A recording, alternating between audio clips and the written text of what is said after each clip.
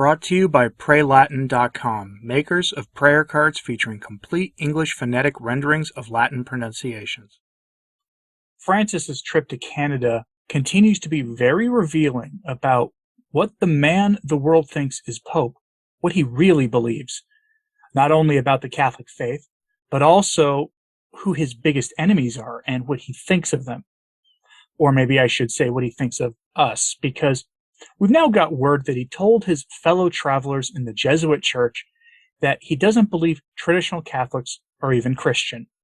His words come as more and more examples of invalid masses and liturgical chaos in the Novus Ordo pop up with greater frequency, and the bishops do nothing to establish control, and instead they focus dutifully on suppressing the Latin Mass. They do nothing to ensure that these masses are said validly. And while this is happening, Cardinal Burke offers some encouragement to those of you who are despairing in these troubling times in the church. So let's start with Cardinal Burke here, who addressed the readers of Father Z's blog about the restrictions being imposed on the Latin Mass. He did not offer a way forward. He did not offer a way to resist. Since honestly, that's not really his style, quite frankly, but he did offer words of encouragement. I'll have a link in my show notes today to Father Z's post where the video addressed to the laity who are reading his blog is embedded, since I'm sure many of you will want to see it. Father Z's blog is very good, by the way, and he's been running it for a very long time. Anyway, my show notes are on my site, returntotradition.org. That's the name of this podcast with the .org at the end. Look for the post with the same date as the release of this episode, and it'll be linked there. I would post the links directly in the comments or in the description, but our hosts don't particularly like it when you link to websites that might have ads running on them. It's actually against their rules, hence why I put things on returntotradition.org. But Cardinal Burke's words of encouragement are instructive here. From the LifeSite News summary of his talk, quote, "I am with you." Burke addressed the readers of the Traditional Catholic blog.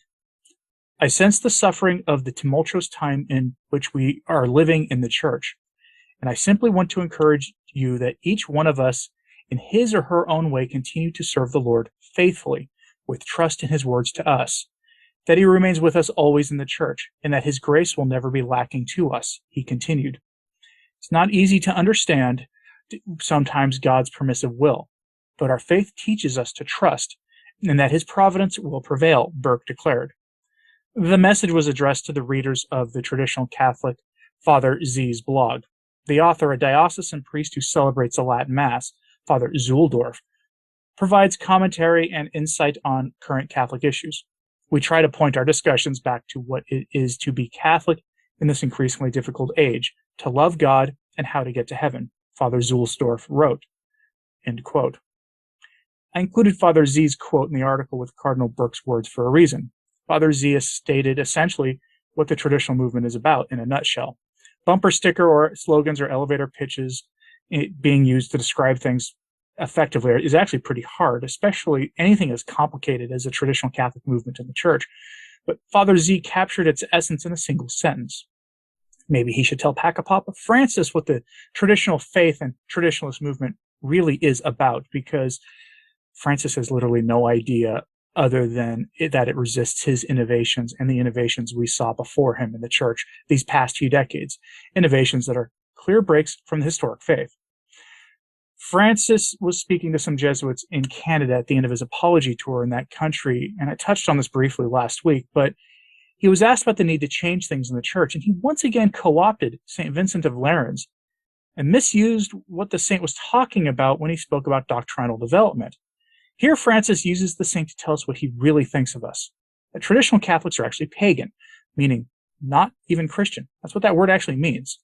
From the article published by the official Vatican publication, La Civiltà Cattolica, which means the Vatican and Francis are endorsing what he said here, from that outlet we get this, quote, "Yes, that's true. Changes needed to be made, and they were made.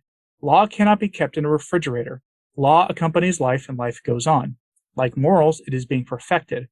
Before, forced servitude was lawful. Now it is no longer. The moral life is progressing along the same line. It is the teaching of St. Vincent of Lerins." Here he used a bunch of Latin I will spare you my bad pronunciation of Latin and go to the translation. The dogma of the Christian religion must follow these laws. It progresses, consolidating over the years, developing with time, deepening with age. St. Vincent of Lerins compares the biological development of humans with the transmission from one age to another of the depositum fide, which grows and consolidates with the passage of time. Human understanding changes with time, and human consciousness deepens. The vision of the doctrine of the Church is monolithic. To be defended without nuance is wrong.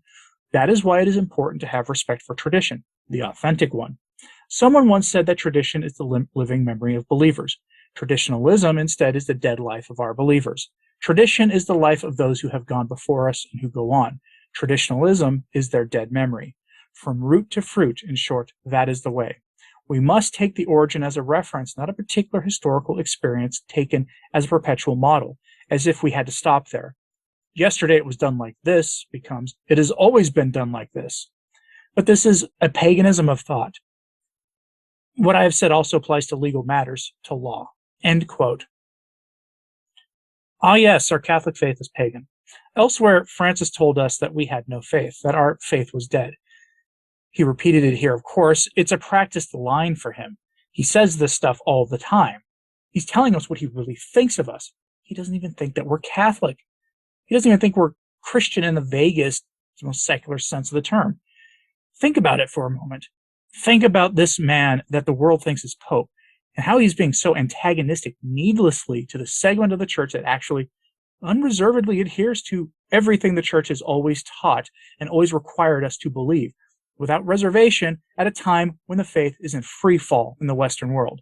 There's a reason many of us think he's probably the destroyer pope of the prophecy of St. Francis of Assisi. He's actively destroying the faith that people in the Church have, and accusing those who still have the faith of being not only faithless, but pagan.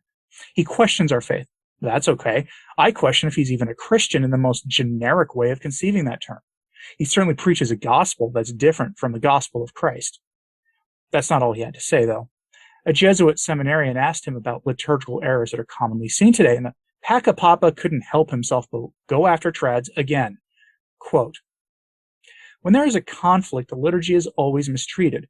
In Latin America 30 years ago, there were monstrous liturgical deformations. Then they moved to the opposite side of the backward-looking inditrista obsession with the old. A division was established in the Church. My action in this field was aimed to follow the line taken by John Paul II and Benedict XVI, who had allowed the ancient rite and had asked for subsequent verification. The most recent verification made it clear that there was a need to regulate the practice, and above all to avoid it becoming a matter, let us say, of fashion or fad, and remaining instead of pastoral question. I look forward to the studies that will refine the reflection on the theme that is important. The liturgy is the people of God's public praise, end quote. There he gave us a hint of what's coming. More studies. And what does he mean by studies? There's going to be more surveys of the bishops that many bishops will later say they never got, that Rome will then use to further restrict the Latin Mass. Their goal is very clearly to end it. And they're going to find a way, probably. The division is what he's most concerned about, though. Division meaning resistance to his program to bury the Catholic faith and replace it with a group hug secularism that his elite allies and backers want the faith reduced to. Resisting his program is that division that he objects to so much. He thinks adherence to the Apostolic Mass is a fad. The problem is that fads come and go, and if anything, the growth of the Apostolic Mass since Summorum Pontificum has shown that it's anything but a fad. For younger Catholics especially, it is filling a void that the Novus Ordo simply is not, and it's not capable of. What is being provided is unfiltered Catholicism, unadulterated with the values of the world and whatever messaging the priest celebrant wants to push personally, and certainly free of dad jokes. For whatever reason, that is just simply the case. All you have to do is ask Catholics who made the permanent switch from the new Mass to the old why they did it, and their answers nearly always can be boiled down to what I just said. That's what Francis says about traditional Catholics. Meanwhile, I'm about to show you what a horrific act of liturgical nonsense looks like that came out of Puerto Rico at the same time, where a priest offered an invalid Mass. I just spoke out of priests pushing their own messaging by misusing the holy sacrifice of the Mass and the altar for their own messaging, for their own neo-gospel. That's what you're going to see here. The language spoken is Spanish, but it's not the words that are spoken that are the problem. And anyone who's ever been to a new Mass will recognize what part of the Mass that you're seeing despite the language barrier. What you're about to see is the consecration. Tell me if you see what is wrong here. Congregas a tu pueblo sin cesar para que ofrezca en tu honor un sacrificio sin mancha desde donde sale el sol hasta el ocaso. Por eso, Padre, te suplicamos que santifiques por el mismo Espíritu estos dones que hemos separado para ti, de manera que se conviertan en el cuerpo y la sangre de Jesucristo, Hijo tuyo y Señor nuestro, que nos mandó celebrar estos misterios. Él mismo, la víspera de su pasión, como memorial de su amor hacia nosotros y como anticipo de la esperanza de la resurrección, tomó pan en sus manos, pronunció sobre él la bendición y se lo repartió diciendo: Tomen y coman todos de él, porque esto es mi cuerpo, que será entregado por ustedes. Señor mío y Dios mío.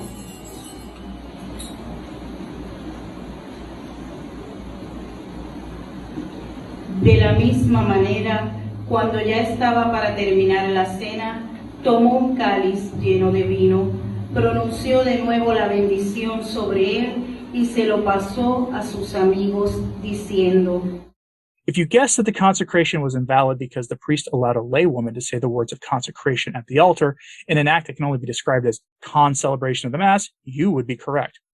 That Mass was almost certainly invalid, and those lay people who participated should have known better than to stay once it was clear that she was participating in the consecration, actively participating. And I don't mean actively participating the way the lay people are supposed to unite their prayers to the priest during the consecration. I mean actually celebrating the Mass. That is itself an indictment of the state of the catechesis in the church, by the way. But remember, that priest will probably not be punished for his disregard of the faith, for the false gospel of the secular world that fed into what he was doing.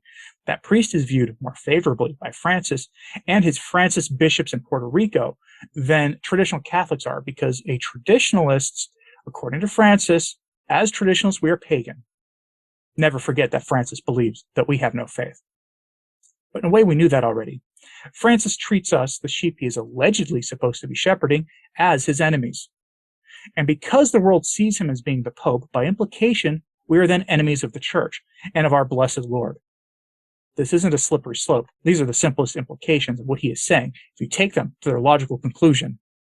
So I'm curious what you think about this. Let me know in the comments if Francis's words stung, or if you think they're right on the money, or what you're thinking in general. And make sure to hit that like button and subscribe if you haven't. It really does help, as does sharing these messages on social media. As always, pray for the Church.